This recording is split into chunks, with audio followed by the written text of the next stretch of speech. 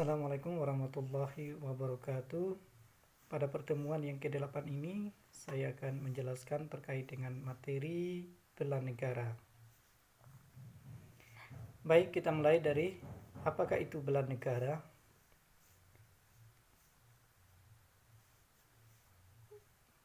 Bela negara adalah upaya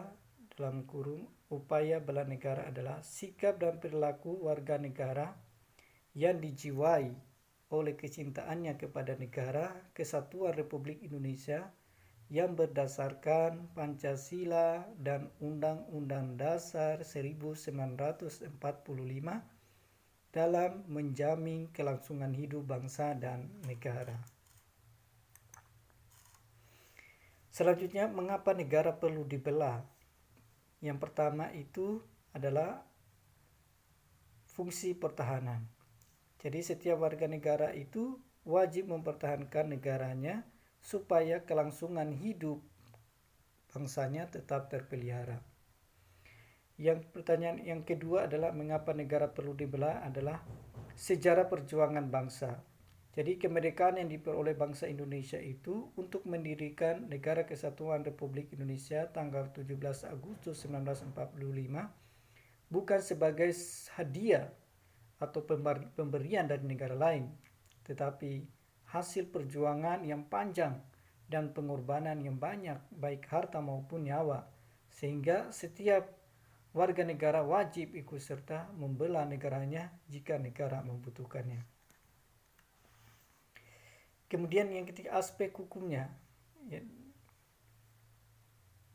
Di aspek hukumnya itu warga negara itu wajib membela negara karena berdasarkan pasal 27 ayat 3 Undang-Undang Dasar 1945 dinyatakan bahwa setiap warga negara berhak dan wajib ikut serta dalam upaya pembelaan negara.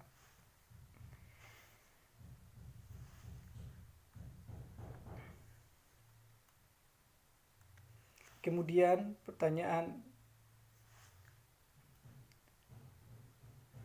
selanjutnya adalah siapa saja yang wajib membela negara, yaitu bela negara atau bela negara hak sekaligus kewajiban sebagai negara dilihat dari pasal 27 ayat 3 Undang-Undang 1945 dan pasal 9 ayat 1 Undang-Undang nomor 3 tahun 2002. Nah, ketentuan dasar hukum upaya bela negara itu di dalam pasal 27 ayat 3 Undang-Undang 1945 berbunyi, setiap warga negara berhak dan wajib ikut serta di dalam upaya pembelaan negara. Kemudian dalam pasal 30 ayat 1 Undang-Undang 1945 berbunyi, tiap-tiap warga negara berhak dan wajib ikut serta di dalam usaha pertahanan dan keamanan negara. Kemudian Undang-Undang nomor 3 tahun 2002 tentang pertahanan negara, kemudian pembuka Undang-Undang 1945 alinea keempat melindungi segenap bangsa Indonesia dan seluruh tumpah darah Indonesia ikut serta melaksanakan ketertiban dunia yang berdasarkan kemerdekaan, perdamaian abadi, dan keadilan sosial. Kemudian berikutnya ada 5 unsur dasar bela negara. Pertama adalah karena kita cinta tanah air. Yang kedua, karena kesadaran berbangsa dan bernegara. Yang ketiga, karena kita yakin akan Pancasila sebagai ideologi negara. Yang keempat, kita rela berkorban untuk bangsa dan negara. Dan yang kelima, kita memiliki kemampuan awal untuk bela negara.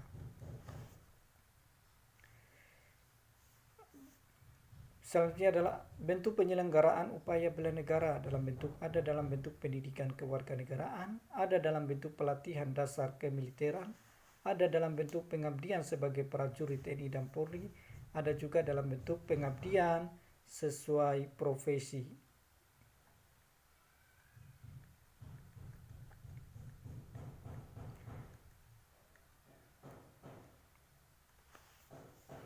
Kita lihat pengabdian bela negara sesuai profesi, yaitu pengabdian yang mempunyai profesi tertentu untuk kepentingan pertahanan negara, termasuk di dalam menanggulangi atau memperkecil akibat yang ditimbulkan oleh peran bencana alam atau bencana yang lainnya.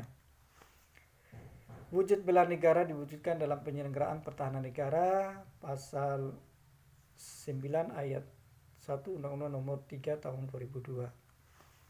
Yaitu pertahanan negara adalah segala usaha untuk mempertahankan kedaulatan negara, keutuhan wilayah negara kesatuan Republik Indonesia, dan keselamatan segenap bangsa dari ancaman dan gangguan terhadap keutuhan bangsa dan negara.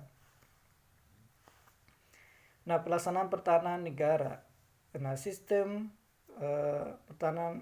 pertahanan dan keamanan rakyat semesta yaitu suatu sistem pertahanan yang melibatkan seluruh warga negara, wilayah dan sumber daya nasional lainnya yang diselenggarakan secara total, terarah, terpadu dan berkelanjutan untuk menegakkan kedaulatan negara, keutuhan wilayah dan keselamatan segenap bangsa dari segala ancaman. Apa itu ancaman? Ancaman adalah setiap usaha dan kegiatan baik dari dalam maupun dari luar negeri yang dinilai membahayakan kedaulatan negara, keutuhan wilayah negara, dan keselamatan segenap bangsa. Nah, ada klasifikasi ancaman. Menurut bentuknya, ada ancaman militer, kemudian ancaman non-militer. Ancaman militer yaitu ancaman yang menggunakan kekuatan bersenjata yang terorganisasi yang dinilai mempunyai kemampuan yang membahayakan kedaulatan negara, keutuhan wilayah negara, dan keselamatan segenap bangsa.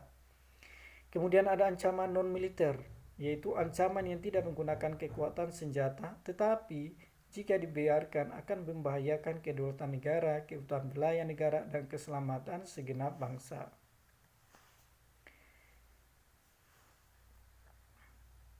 Kemudian menurut sifatnya itu ada ancaman tradisional dan ancaman non-tradisional.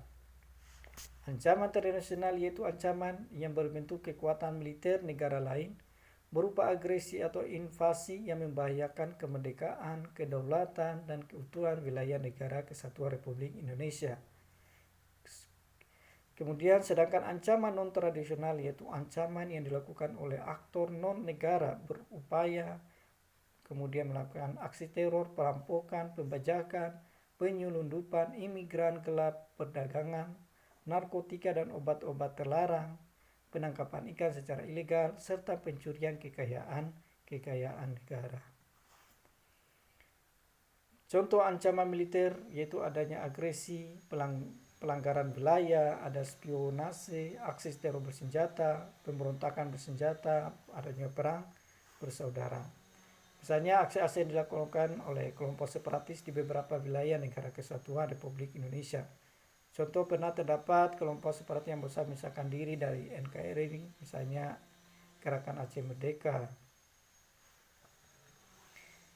Kemudian akhir-akhir isu juga terkait keamanan laut juga menjadi perhatian serius. Isu keamanan laut tersebut meliputi ancaman kekerasan, pembajakan, perampokan, dan sabotase, serta teror objek vital.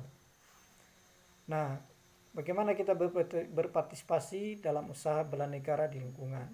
Maka kita lakukan misalnya kalau di dalam lingkungan ada siskamling, kemudian ikut serta menanggulangi akibat bencana alam, kemudian ikut serta mengatasi kerusuhan massal dan konflik komunal, kemudian kita juga mengikuti keamanan rakyat, yaitu partisipasi rakyat langsung di bidang keamanan dan ketertiban. Kemudian ada juga perlawanan rakyat, yaitu bentuk partisipasi rakyat langsung dalam bidang pertahanan sipil atau biasa disebut dengan Hansip, yaitu kekuatan rakyat yang merupakan kekuatan pokok unsur-unsur pelindungan masyarakat yang dimanfaatkan dalam menghadapi bencana akibat perang dan bencana alam, serta menjadi sumber cadangan nasional untuk menghadapi keadaan luar biasa. Baik, demikian untuk pembahasan terkait dengan materi bela negara. Semoga bermanfaat dan bisa dipahami. Assalamualaikum warahmatullahi wabarakatuh.